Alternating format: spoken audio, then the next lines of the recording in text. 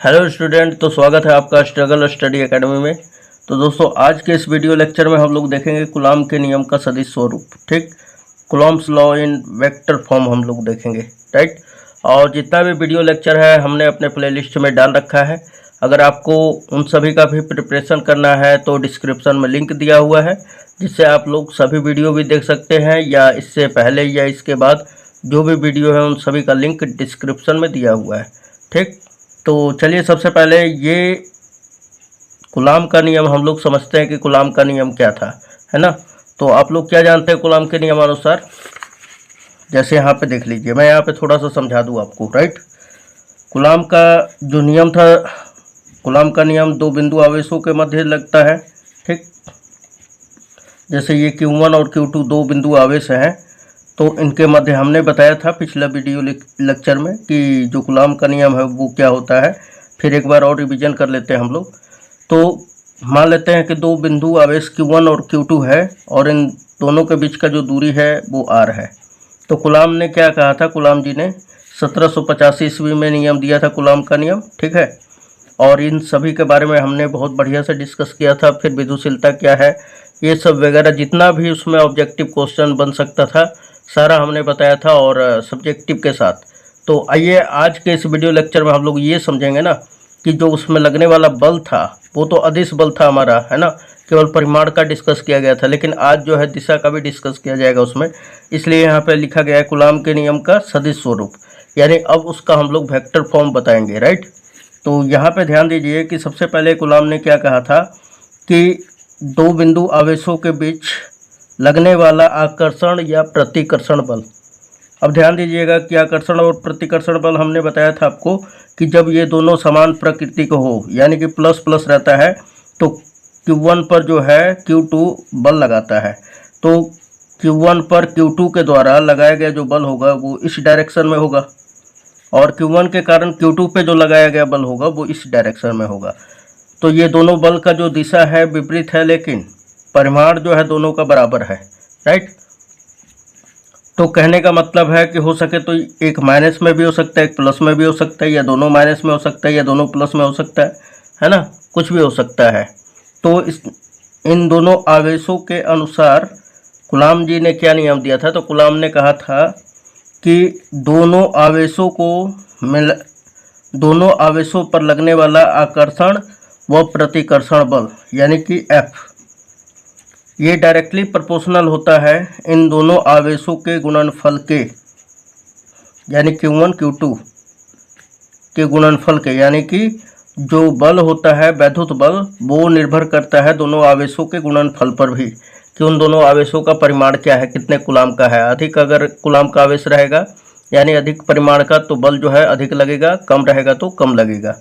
इसलिए बोला कि जो लगने वाला वैद्युत बल होता है इन दोनों आवेशों के गुणनफल के समानुपाती होता है, तथा इनके बीच के दूरी यानी R के व्युत्क्रमानुपाती होता है। यानी F जो होता है 1/r² के समानुपाती होता है। मीन्स ये कि अगर दोनों को अगर हम लोग कर लेते थे तो वो F is directly proportional Q1 Q2 upon r² के बराबर होता था, है ना। अब ये समानुपाती सिंबल हटाते थे तो हमारा क्या आता था, कांस्टेंट आता था, यानी F बराबर K Q1 Q2 upon r²। तो अब यहाँ पे ध्यान दीजिएगा कि यहाँ पे जो ये बल मिलता था ना, ये वाला, ये हमें मिलता था इसका परिमाण केवल, इसकी दिशा नहीं है ना, इस बल का दिशा नहीं है। तो चलिए आज उसी के बारे में हम लोग डिस्कस करेंगे कि इस बल का दिशा कैसे हम लोग निकालते हैं, राइट। तो ये वही है कूलॉम के नियम का सदिश स्वरूप। तो अब आपको इसका मतलब समझ में आ रहा होगा, तो चलिए इसको देखते हैं अच्छी तरह से। तो यहाँ पे हमने ये लिख रखा है अच्छी तरह से कि खाली केवल आपको समझ में आएगा, राइट। और आप इसका नोट्स ज़रूर बनाते रहिएगा, ठीक है। अगर वीडियो पसंद आता है तो वीडियो को लाइक ज़रूर कीजिएगा, सब्सक्राइब कर लीजिएगा चैनल को, कि ताकि जो डलने वाला जो वीडियो होगा वो आप तक उसका नोटिफिकेशन मिल जाएगा, राइट। और केमिस्ट्री का भी इस पर वीडियो डाला जा रहा है, सो आपके लिए ये जो चैनल है ये काफ़ी यूजफुल होगा। तो चलिए देखते हैं हम लोग ज़्यादा देर ना करते हुए। तो यहाँ पे बोल रहा है कि कूलॉम के नियम का सदिश स्वरूप। तो देखिए यहाँ पे हमने ले लिया है, और ध्यान दीजिएगा कि कूलॉम का जो नियम होता है वो केवल दो बिंदु आवेशों के लिए ही ये नियम सत्य है। और 2 से अधिक आवेश अगर हम लोग लेते हैं 3, 4, 5 तो उसके लिए ये सत्य नहीं होता है। और 2 से अधिक आवेशों पे जो बल कार्य करता है वो अध्यारोपण के सिद्धांत से हम लोग ज्ञात करते हैं, राइट। तो उसको नेक्स्ट वाले वीडियो में हम लोग देखेंगे, बहुल आवेशों के कारण वैद्युत बल, है ना, और उसका वो जो सिद्धांत से कार्य करता है बल, उसका हम लोग मान निकालेंगे। तो उसका भी व्यंजक का लिंक जो है आपको डिस्क्रिप्शन में मिल जाएगा।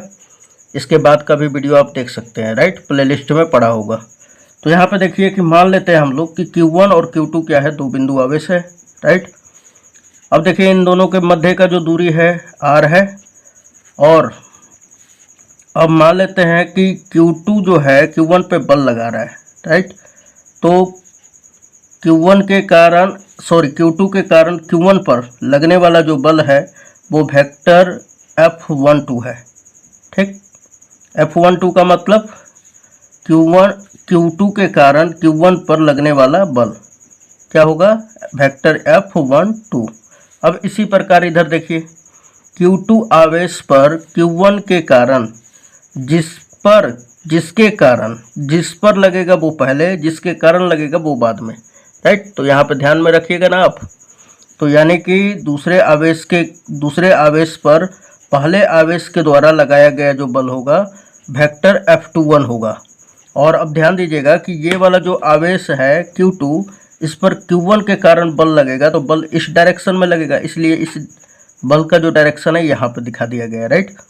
और फिर उसी प्रकार इसके कारण जो है इस पर जब बल लगेगा तो ये जो होगा दिशा किधर बताएगा, इधर साइड में बताएगा, इसलिए इधर इसका दिशा कर दिया गया है।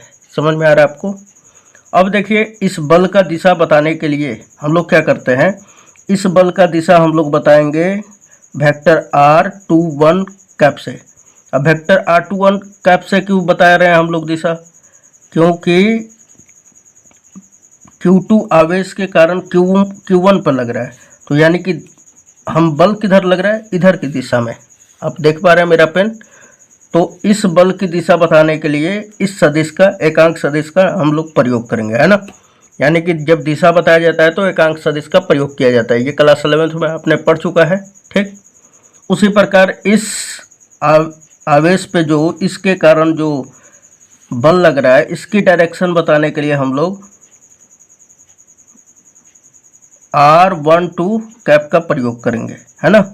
इसका मतलब क्या है, दूसरे आवेश पर पहले आवेश के चलते लगने वाला जो बल का डायरेक्शन है वो इधर दिशा में है ना। इसलिए इसको ये डायरेक्शन दे दिया गया है। ये एकांक सदिश है, राइट। एकांक सदिश यानी कि R1 कैप है।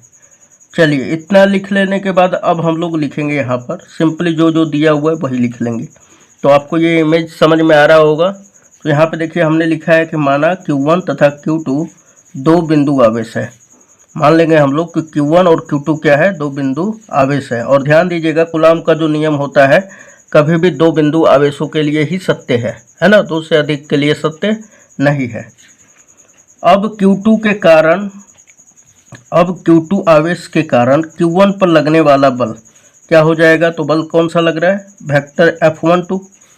तो वेक्टर F12 है, इसलिए कूलाम के नियम से, कूलाम का नियम क्या कहता है कि F बराबर 1/4πε0 Q1 Q2 अपॉन R²। बस कूलाम इतना ही कहे थे। इसका अब सदिश रूप कैसे निकाला गया, तो सदिश के लिए क्या होगा कि ये परिमाण तो होगा ही साथ इसका दिशा भी होगा, है ना, इस बल का।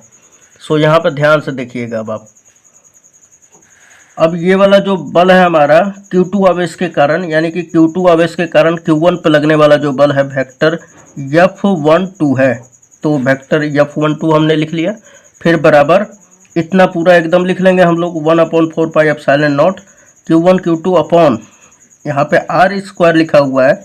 तो यहाँ पे ध्यान दीजिएगा इस बल की दिशा बताने के लिए किस सदिश का प्रयोग किया जा रहा है, तो एकांक सदिश R21 का प्रयोग किया जा रहा है। तो यहाँ पर सिंपली वही लिखेंगे कि अब एक बात और ध्यान में रखिएगा कि यहाँ पे अगर F12 लिखा हुआ है तो यहाँ पे जस्ट इसका विपरीत लिख देना है, ठीक है, अगर नहीं समझ में आ रहा होगा तो आपको। तो यहाँ पे F12 लिखा हुआ है तो यहाँ पे लिखना है वेक्टर R21 का स्क्वायर और ये दिशा बताने के लिए ये तो पूरा ये हमारा परिमाण हो गया और ये क्या हो गया, दिशा। यानी एकांक सदिश वेक्टर R21 कैप हो जाएगा, राइट।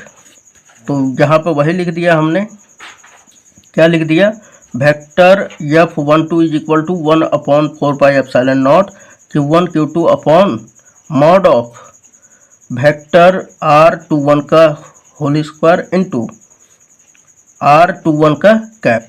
ठीक, थोड़ा सा बोलने में कैप थोड़ा सा दिक्कत होने लग रहा है, एकांक सदिश भी आप इसे पढ़ सकते हैं।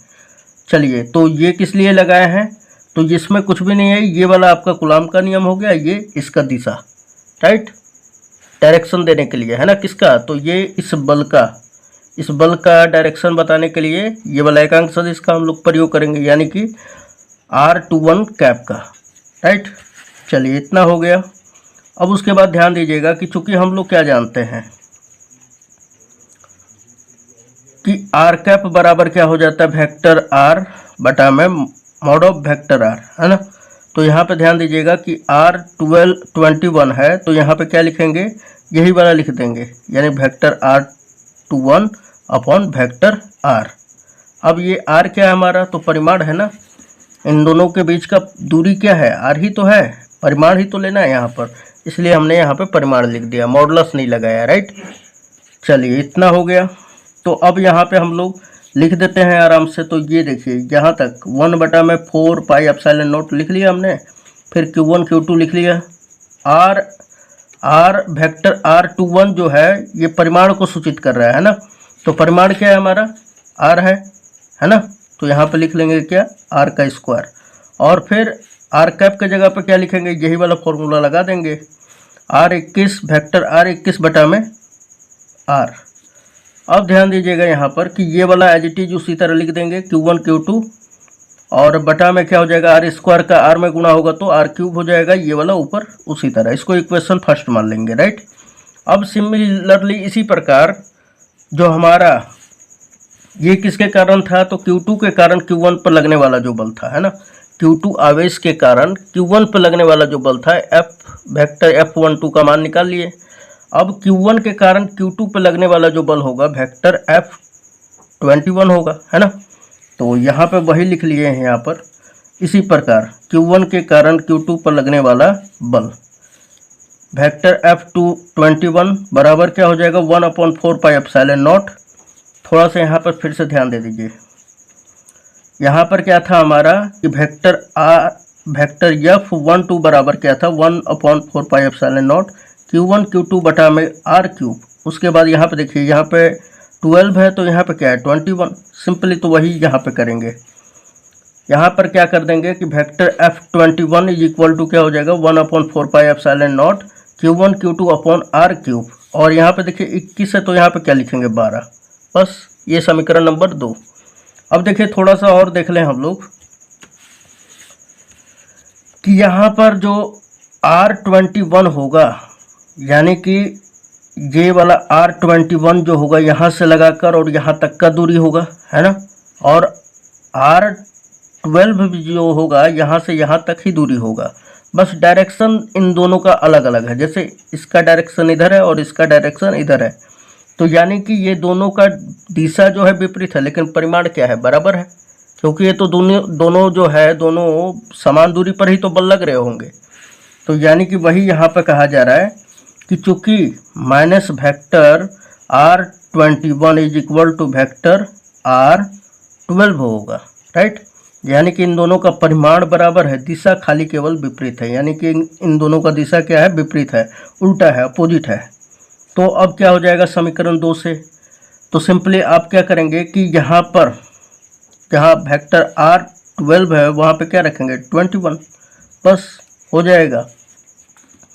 तो हमने लिखा vector F21 is equal to, यहाँ पर देखिए इसके जगह पे क्या रखेंगे हम लोग, R12 के जगह पर माइनस R21, है ना। तो ये माइनस जो है यहाँ पर आ जाएगा, इसके सामने माइनस आ जाएगा, और फिर यहाँ से लगाकर और यहाँ तक तो वही लिखेंगे जो कि आप देख सकते हैं, और यहाँ पर केवल 12 के जगह पर क्या लिखेंगे 21, राइट। चलिए इतना समझ में आ गया होगा। अब ये वाला जो पूरा वैल्यू है किसके बराबर है, इसको समीकरण 3 मान लेंगे।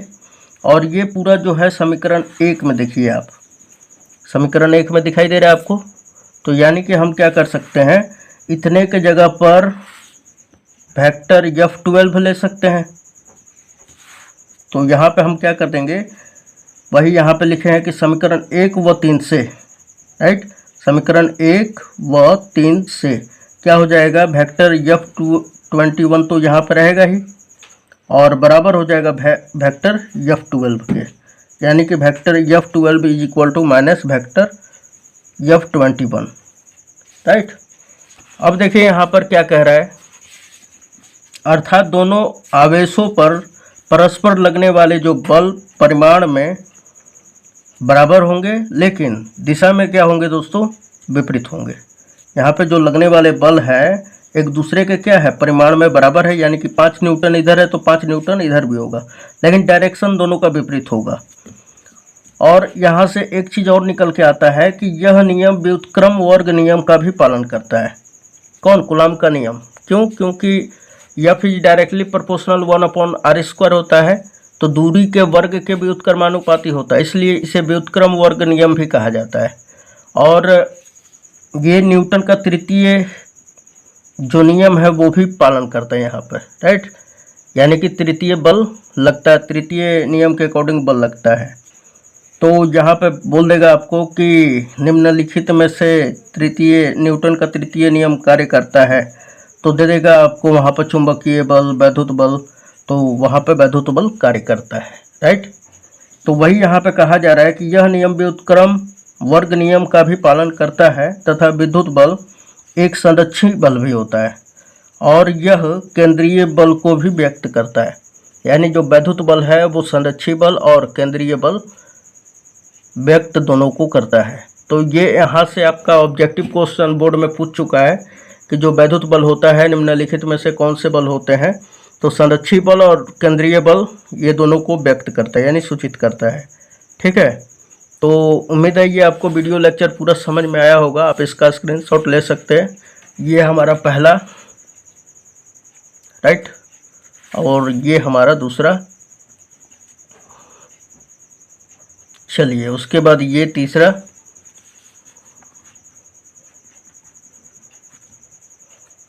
चलिए ये नीचे थोड़ा सा।